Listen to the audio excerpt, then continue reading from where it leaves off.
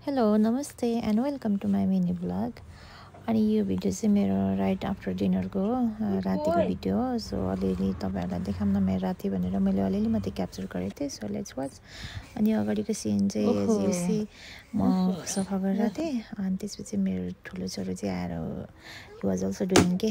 अनि यो चाहिँ प्रुभ हो लाइक मम्मा बाबाहरूले चाहिँ जे गर्छ त्यो बच्चाले सिक्छ अरे नि त।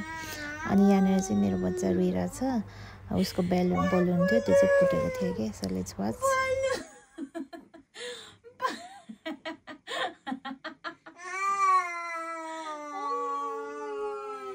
Come, my baby. Oh, no. Balloon फुट्यो?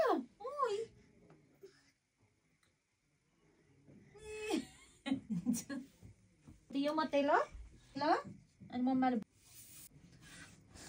अनि मैले यहाँनिर चाहिँ मेरो बेबीलाई अर्को बलुन फुलाएर दिएँ अनि हि वाज सो ह्याप्पी अनि हि प्लेड अगेन।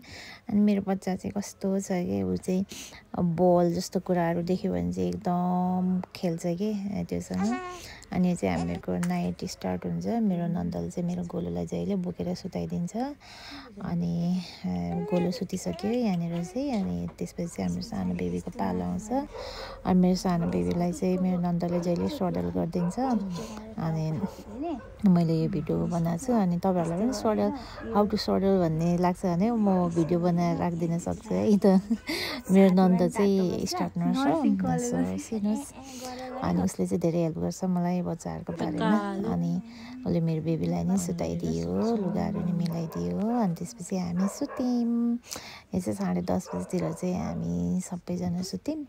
अनि यो चाहिँ बिहान 8:30 बजीको 1:46 रहेछ है। मेरो चाहिँ बच्चा यतिखेर फर्स्ट टाइम उठ्यो राति 10:30 बजी सुतेपछि। अनि उसले यतिखेर अनि फिड गर्छ। अनि त्यसपछि अनि मेरो बच्चा फेरि सुत्छ। अनि यो टाइममा चाहिँ मेरो गोलो उठेन, कोही बेला उठ्छ ऊ, कोही बेला उठ्दैन कि। अनि त्यसपछि म पनि फेरि सुतेँ। अनि यो चाहिँ उसको सेकेन्ड फिड हो। बिहानको त्यही 4:36 उठेको रहेछ। अनि त्यसपछि उसलाई दुध खुवाइदिएँ। अनि फेरि हामी सुत्यौँ। Okay bye bye, good night.